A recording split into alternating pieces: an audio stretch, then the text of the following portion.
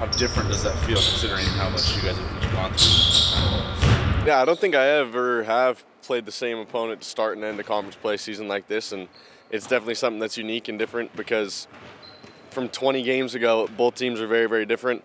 They had players that were injured when we first met up here in Omaha, and then I think we have players that are developing and changing, and so do they. So much different game than it was the first time, but it's definitely going to be a fun one. And just like we always talk about the Big East, another high-level game. What do you remember from the first game? I remember that it didn't end the way that we hoped, and that there's plays left out to be made, and I think that it's going to be a battle, and both teams are going to be able to watch the film and look back and see areas to improve and different schemes that you can maybe adjust to. And so I think that's what we're going into today's practice really looking forward to do, is try to find some ways that we can improve just by a little bit. Stephen, how much have you guys changed since that first meeting, and what's one of the biggest areas that you've changed? It's a really good question.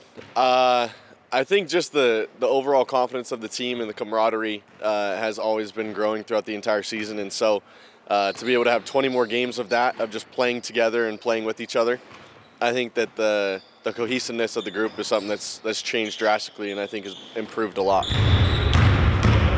Nova, with the way they spaced the floor at all 5 spots, are going to challenge you guys to be good in front of the ball, physical. Absolutely. Does having the Marquette game where you had to do the exact same thing because of who they were missing, does that help at all to familiarize yourself with that type of style? I think in a way it does. I think obviously players are different and schemes are a little bit different, but it's going to be a similar game with their 5-out spacing, their ability to penetrate and get into the lane and then kick out for shooters. And so a short prep for a Marquette team that we didn't anticipate being the team that we were going to play, and so having to adjust. And then we've already watched some of the film on that game of seeing areas that we can improve, because it's going to be, like you said, a similar situation with Villanova as to that Marquette game. And so I do think it helped us in a way for sure.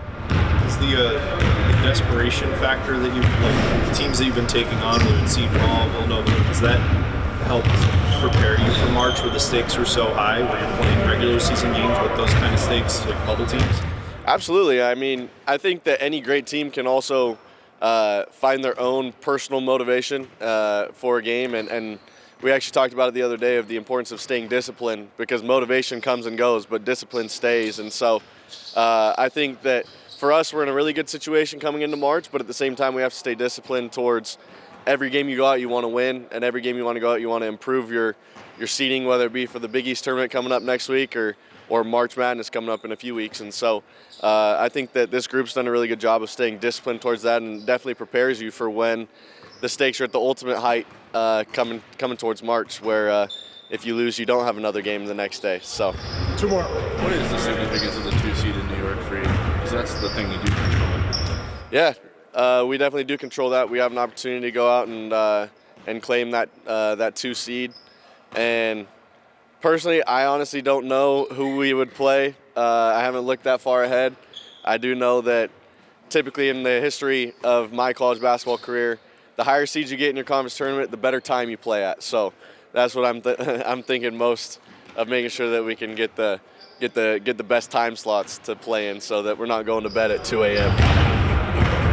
That's good. All right, thanks. Look at that, right at 13:40. Yeah. Last one. Okay, that's on you. Yeah, but you got it. I You was did just it. going to ask you the women's team as well. They just had 3 first-team honorees today, and then just with how well both programs have been doing. I think it's 5 teams in the country that have both men and women that are ranked. What does that say about this program and what you guys are doing here? I think that Omaha and basketball are one and the same. I think it's a huge credit to the community and the support that they give us on a nightly basis on both teams. To be able to have Sokol Arena sold out, fans in there, and then also to have CHI sold out every night, like, it goes a long way. And us athletes, I don't want to speak too much on their behalf, but we all appreciate it, and just grateful to the city of Omaha, and keep doing more of the same. Well, I guess what do you think of Villanova Seton Hall last night? Last look at the Cats before you guys. Yeah, I thought Seton Hall played really, really well, and Nova got off to a good start, then really hit the skids and missed quite a few shots in a row. But obviously they've been playing at a very high level the last 3 weeks. And I'm sure we're going to get the best version of them on Saturday afternoon. From your vantage point, I know what do you think is different about them that's allowed them to kind of restabilize themselves? I thought they were pretty good when we played them the first time. So, and that's when they had come off beating Carolina and a couple others in Maui. So I think it's always been there. Obviously, the Justin Moore thing, working him back to the lineup has taken a little bit of time. And now he's playing really well. So you add that piece to what I thought was already a really good roster. And they're a team that can do a lot of damage. Are they similar to the team you saw back in the middle of December? No. I think Justin Moore makes him different. He's shooting at a really high level right now. Hausen is playing much better than he played at that time, and they're really using him more and running him off screens and creating space for their offense because of his ability to shoot it. So they've made some good strides over the course of that time period. I'd like to think we have as well. Is looking back on that film giving you an opportunity to really see how much you guys have grown over the course of conference play? It wasn't that much fun to look back over it. So we had the ball there a couple times at the end with a chance to win it.